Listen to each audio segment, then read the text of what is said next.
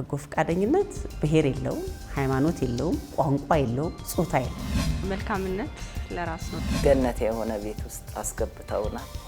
እንኳን በ3 ወር በ13 ዓመት ማልቀየረው ነገር ነው የተቀየረልኝ። ልጆቻችን ተምረው እንዲህ ሲያገለግሉ ህብረተሰቡን ደስ ይላል።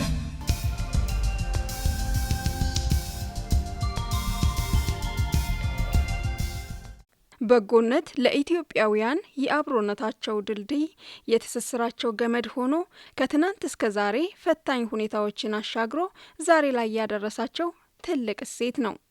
የበጎ አገልግሎት ስራ ኢትዮጵያውያን በሩቁ የሚሰሙት ሳይሆን የቀን ተቀን የህይወት ልምምዳቸው እንዲሆን መንግስት የብሔራዊ የበጎ ፈቃድ ማህበረሰብ አገልግሎት ፕሮግራም ቀርጾ አበይት ተግባራት ተከናውነዋል።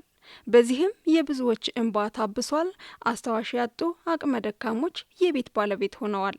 ትልቁ ዝናብ በረዶማ ዘንብ ቤት ይገባል። መንገድ የለ፣ አምቡላንስ መግቢያ የለ፣ የእሳት አደጋ መኪና መግቢያ የለ፣ ሽንት ቤት የለው፣ መጸዳጃ የለውም። በቃ ብዙ ሰው አንድ ሽንት ቤት ነው የሚጠቀመው። አሁን ግን ያ ቤት ስማኛ የነበርኩት ቤት እኔ ራሴ ለማየት ለመረከብ በቃው ለዳው ህብረተሰብ መስጠታቸው እኔ ህልም ይመስለኛል። ያው ቁልፍ ተረክበን አሁን ንጹህ ቤት ውስጥ እንድንገባ ንጹህ ኑሮ እንድንኖር አበቅቶናል። በክረምት የሚዝናቡ በበር ላይ ነው እንደዚህ የሚሄደው ይሞላና ወደ ቤት ይገባል። ለሊት ቀንም ሲሆን ያው ቆሜ ቆሻሻው ከመጣ ያነሳው እንደዛ ብለን ነበር የኖር ነው። አሁን እንግዲህ ይሄን የመሰለ ቤት ሰርተው ገነት የሆነ ቤት ውስጥ አስገብተውናል። ባለ 2 መኝታ ነው። እኔም ለብቻዬ ራሴን ችዬ አንድ መኝታ አለኝ። ልጆቹ ለራሳቸው ይተኛሉ አንዱ መኝታ ላይ። አንዱ መኝታ ቤት ሽንት ቤት አለው፣ ክሽን አለው። ምንም የጎደለ ነገር የለም፣ የተሟላ ነው።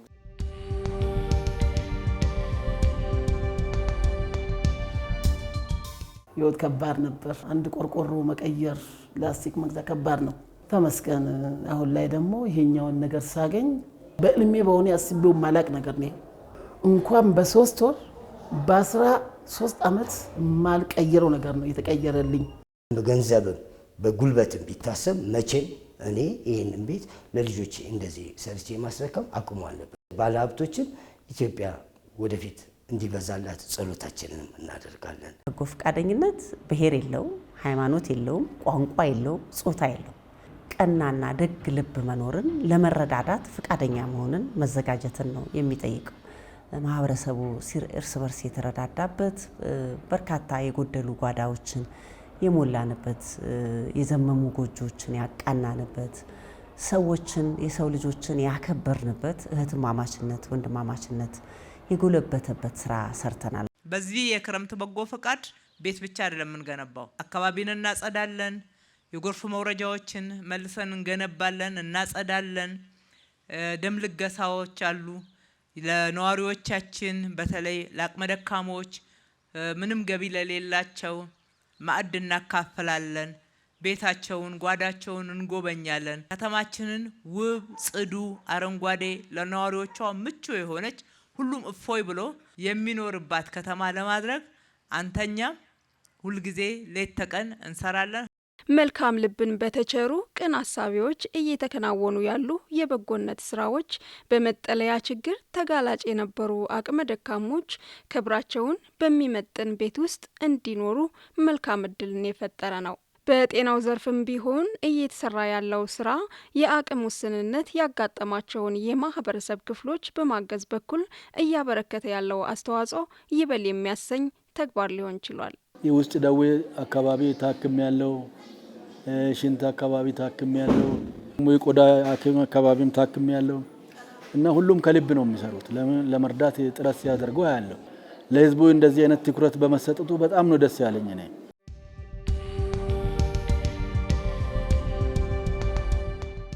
የማህጸን በር ካንሰር ብዙ ህክምና አገልግሎት ያገኙ አሉ። እኔም ለዛ ብዬ መጥቼ ነው እኔም ህክምና አገልግሎት አግኝቻለሁ። ጥሩ አገልግሎቶች አሉ። ልጆቻችን ተምረው እንዲህ ሲያገለግሉ ህብረተሰቡን ደስ ይላል። እኔ ራሴ ህክምና አግኝቻለሁ። ምስቴም የልብ አልትራሳውንድ አገኝታለች፣ የልብ ምርመራ አገኝታለች፣ የደም ምርመራ አገኝታለች። ልጆቹም አገኝተዋል። ሁሉንም አገኝተናል። አሁን በገንዘብ ቢሆን ኖሮ አልችልም እና ከአእምሮ በላይ ነው። ስለዚህ በጣም ደስ ብሎኛል። ፉል ሕክምናን ያገኘሁት አንደኛ እኔን ተመረመርኩ፣ መድኃኒት አዘዙልኝ፣ መድኃኒቱም ከዚሁ ነው። መነጽር አዘዙልኝ፣ መነጽርም ወስጃለሁ። እግዚአብሔር ይመስገን።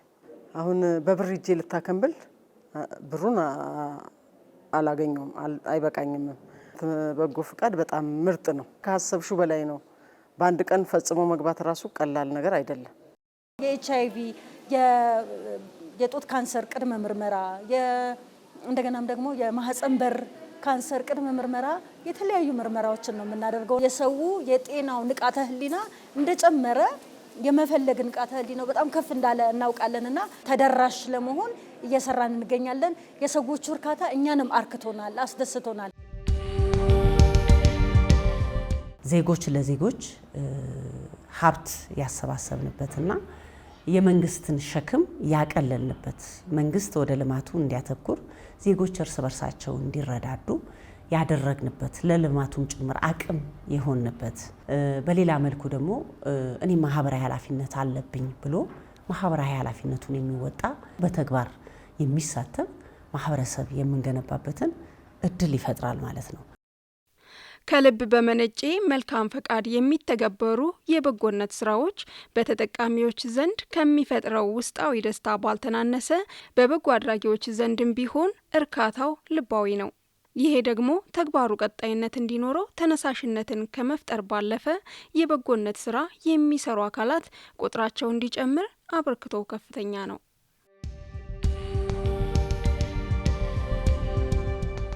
መልካምነት ለራስ ነው ጥቅሙ። ሁለተኛ ጊዜ ነው ስለገስ፣ የመጀመሪያ ጊዜ እንደዛ ፍራቻ ነበረኝ። ግን እኔ በለገስኩት ደም አንድ ብቻ ሳይሆን 3 ሰዎች መትረፍ እንደሚችሉ ሳስብ ለመልካምነት በጎነት አንሰራም በሚለው አብረን ተነሳስተን የጀመረው ደም መለገስ በዋነኛነት ለሀገራችን አስፈላጊ ስለሆነ አንድ እኔ የምለግሰው ደም ለ3 ሰው ይሆናልና ደም መለገስ ደግሞ ለኔ ምንም የሚቀንስብኝ ነገር የለምና ደም መለገስ የመጀመሪያ ፕሮግራማችን አድርገን ቀስ እያለን ወደ ሌሎችም ምንገባ ይሆናል ማለት ነው። ደም ስንለግስ አንደኛ ከራሳችን የሚቀነስ ነገር የለም። ሁለተኛ ላይ ደግሞ ለሌሎች ሰዎች ለወላጅ እናቶች ሊሆን ይችላል፣ ለአካል ጉዳተኞች፣ በተለያየ የደም እጥረት ለሚያጋጥማቸው ሰዎች የኔ ደም ለሆነ አንድ ግለሰብ ቢደርስ ያን ሰው የህይወት የማዳን ስራ ስለሆነ በዚህ ምክንያት ማለት ነው የተነሳሳንበት።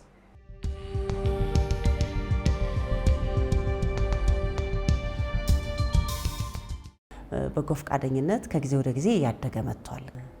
አሁን ባለንበት የክረምት መርሃ ግብር ወደ 18 የሚሆኑ ትልልቅ ፕሮግራሞች በውስጡ ንዑሳን ተግባራት ያላቸው መርሃ ግብሮችን ይዘን በሀገርም በከተማም ደረጃ የማስጀመሪያ ስራዎች ተሰርተዋል። በዚህ በ18ቱ ፕሮግራሞች በየመርሃ ግብሩ በርካታ የሆኑ በጎ ፈቃደኞችን የምናሳትፍበት ስራዎችን ጀምረናል ማለት ነው።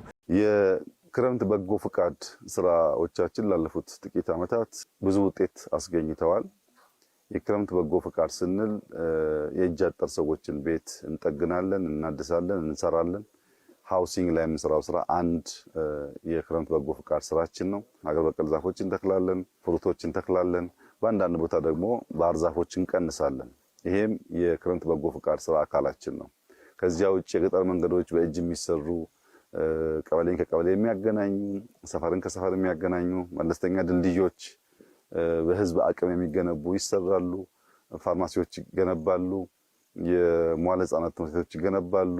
በእነዚህ ሁሉ ስራ ውስጥ በመንግስት በጀት የማይሸፈኑ ነገር ግን የማህበረሰቡን የዕለት ተዕለት ችግር የሚፈቱ በርካታ ውጤታማ ስራዎች ሲሰሩ ቆይተዋል።